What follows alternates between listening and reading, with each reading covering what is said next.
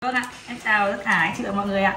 Bây giờ em sẽ giới thiệu với mọi người là một cái món mà gỏi cá hồi gói cùng với lát sâm tươi. Đây là cái lát sâm tươi mà đây em giới thiệu với anh chị đây là em đã thái lát sẵn ra đây rồi.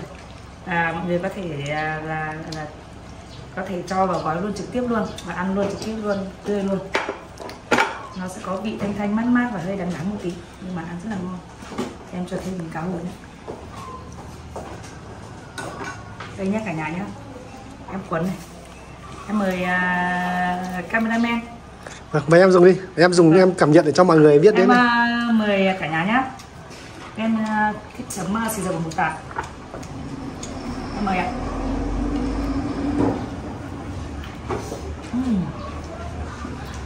Gọi là xuất sắc ạ.